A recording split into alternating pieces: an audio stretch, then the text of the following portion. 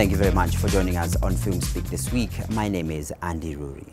Now we're celebrating the 81st year since the film titled Sanders of the River was released, and it featured the first president of the Republic of Kenya, Mzee Jomo Kenyatta. Now let's take a look. Sanders of the River, a film released on April 8, 1935, is a story inspired by the writings of Edgar Wallace. Edgar, a British novelist, is described as a prolific writer, having authored 170 novels, 957 short stories, and 18 stage plays.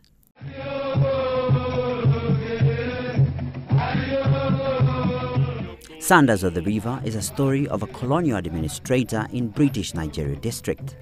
After years of ruling the district in the 1930s, he goes back home and word spreads that he is dead. Sandy is dead. With the colonial administrator out of power, hell breaks loose. Ferguson, you came with your soldiers against me. You shall die. You shall live one day, and then another day, my father. And then Sandy will come in my place, and he will kill you. As seen from the movie, they fully relied and utilized the traditional form of information delivery, drum beats.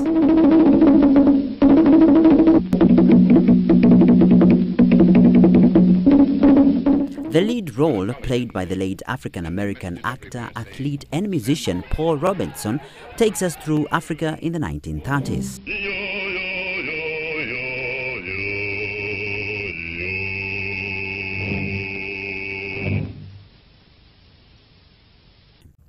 He plays the role of a chief in support of the colonial administration, making him Lord Sandys' favorite chief. 5 months ago, you made yourself chief of the Ockeries. Didn't you know that no man can be chief in the river territories without my permission? I knew, Lord. Well? But I also knew that you also knew that I made myself chief of the Ockeries. You knew that I knew because of my magic. Lord, I knew that you knew by your spies who were everywhere, and were called the eyes of your lordship. I thought I would like you so much that I would confirm you as chief of the Ockeries.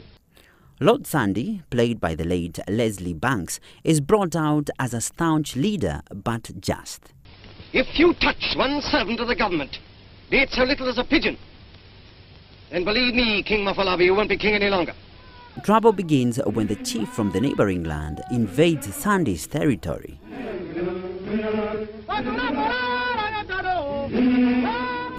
The chief, who is the antagonist, is played by Jomo Kenyatta, who later became the first president of the Republic of Kenya. Lord Sandy, you promised we should keep our custom. It's an old custom in our lands to buy women. His eloquence in the English language and his mode of acting portrays him as a ruthless ruler who is up to no good. A little chief brought shame upon me. I've waited very long. Soon he will die, but before he dies, he will see you die. Then everybody will know what it means to bring shame upon me. Maybe this is the role that inspired him to fight for independence.